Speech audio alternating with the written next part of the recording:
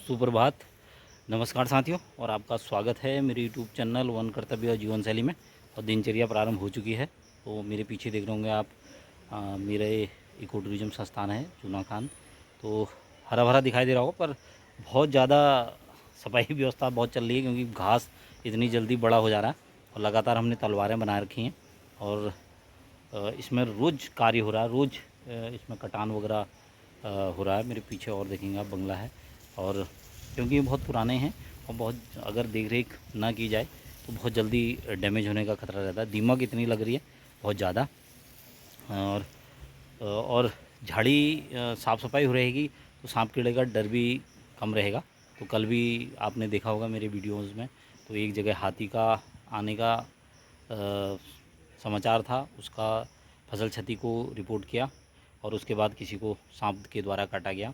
तो यही है निवेदन कि आप थोड़ा सा, और सितंबर का, ये अगस्त और सितंबर हैं और जिनमें सांप की ज़्यादा आवाजाही रहती है, तो आप लोग थोड़ा सा सतर्क रहें। और इन सर्पदंश से हम साफ़ सफाई व रात में रोशनी रख करके हम इन चीज़ों से, सर्पदंश की घटनाओं से बच सकते हैं। तो आगे हैं अपने वन क्षेत्र में, और सुबह और कार्यालय का कार्य निपटाया, क्योंकि आजकल कार्यालय में भी बहुत कार्य चल रहे हैं। कर्मचारियों से संबंधित भी हैं, और कुछ क्योंकि व्यक्तिगत प्रयास भी किए जा रहे हैं सेंटर के लिए, क्योंकि यहाँ पर मूलभूत थोड़ा सुविधाओं की कमी है। तो उन्हीं के विचार विमर्श हेतु अधिकारियों से मिला, तो लगातार प्रयास जारी है। तो अब आए हैं हम अपने जो वन क्षेत्र है। तो आप देख रहे होंगे, बरसात का समय चल रहा है और नाले में पानी एक गोल के बराबर है।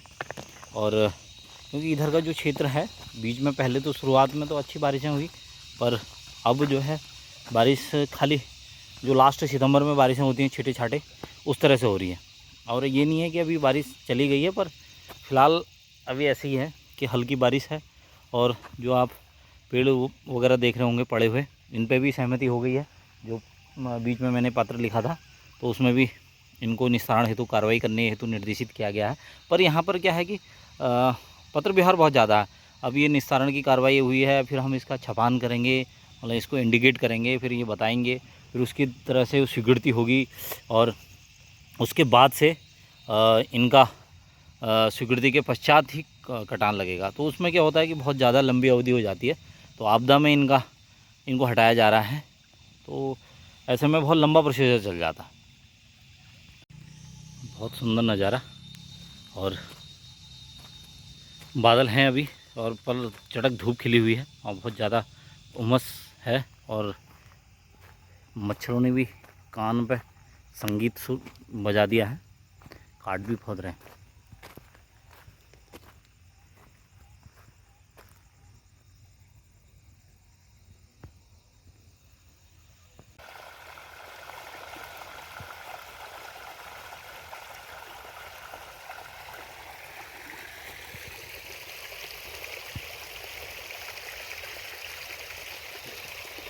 मनमोहक दृश्य। तो पूरे नाले का पार्ट है, बहुत चौड़ा हो गया है, लगातार ये भी कटाव कर रहा है। अब रास्ते ने, पहले इधर को पानी बहता था, अब रास्ते ने इधर को बना दिया है, और ये पेड़ इसमें गिर गया है। तो यही एक आपदा के चिन्ह होते हैं। तो इन्हीं को निस्तारण की कार्रवाई हेतु आदेश हुए हैं, क्योंकि बीच में हमने इसका लिख के दिया था, तो आपदा को रोकने हेतु। तो जल्द ही मैं समझता हूँ कार्रवाई करेंगे, क्योंकि ये इसको वनरोगा करते हैं, क्योंकि ये छपान वगैरह कार्य जो होता है वनरोगा को पे निहित है। कटाव भी हो रहा है, लगातार पेड़ गिर रहे हैं। नाले का नज़ारा, सामने बादल,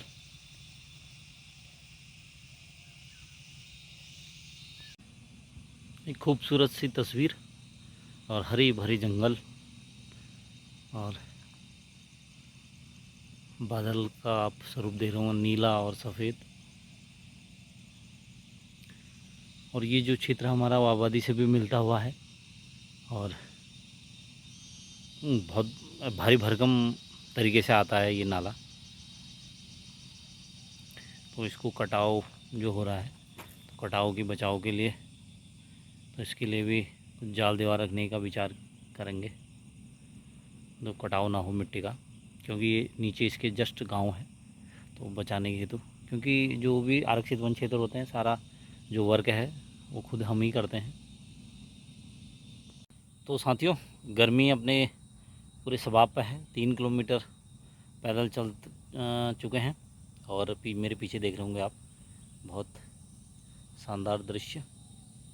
ये ऊपर सूखा है नाला, ये बारिशों वाला ही है, मानसून रिवर। और आवाज़ सुनोगे आप पंछियों की, और उमस जारी है, मच्छर भी हैं, और लगातार पर क्षेत्र का मौका माना भी बहुत ज़रूरी है। और मोटरसाइकिल तो क्योंकि लंबा क्षेत्र है, मोटरसाइकिल से भी बहुत ज़रूरी है, पर बिना पैदल के भी गश्त आप वनों की सुरक्षा में हालांकि ये है कि ना के बराबर है। और जब तक आप पैदल नहीं जाते अंदर तक, तो तभी आपको कुछ चीज़ें दिखाई देती हैं, तो आप तभी उस पर मनन करते हैं। ये अवरोधक हैं, पानी जो बहाव आएगा तेज़ और भी वो लकड़ी लाएगा तो यहाँ पर इकट्ठा हो जाता है, तभी इसने उधर को काटना चालू कर दिया है सामने।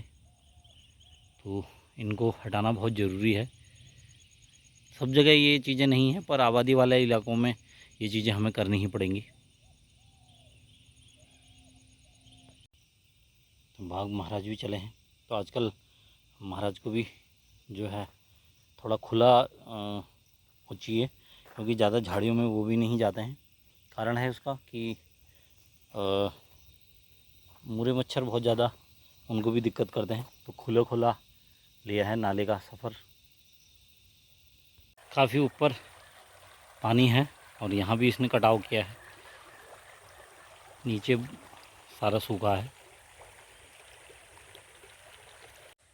एक पेड़ की जड़ देखिए कैसे कैसे अंदर रही होगी, पत्थर देखिए उसके अभी उनके जड़ों के बीचों में हैं, तो इसीलिए ये पानी अवशोषित करते हैं, अंदर लेते हैं पानी, तो खड़े रहते हैं और कटाव को रोकते हैं।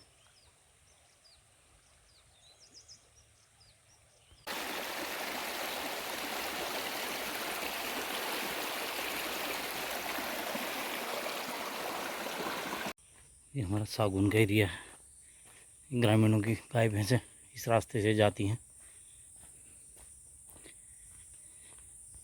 तो आज साथियों ने मेरे जो है झोपड़ी की तैयारी हेतु सुरक्षा के लिए बहुत ज़रूरी है, तो इधर सफाई करी है, कुछ बहुत ज़रूरी है, क्योंकि रात में बैठना होता है और जो भी अपराधी तत्वों के होते हैं तो उनको भनक लगती है कि यहाँ पर स्टाफ बैठा हुआ है, तो क्राइम होने से रुकता है। तो यही है, हो सकता है कल अगर समय मिला तो कार्रवाई करेंगे उसको बनाने की।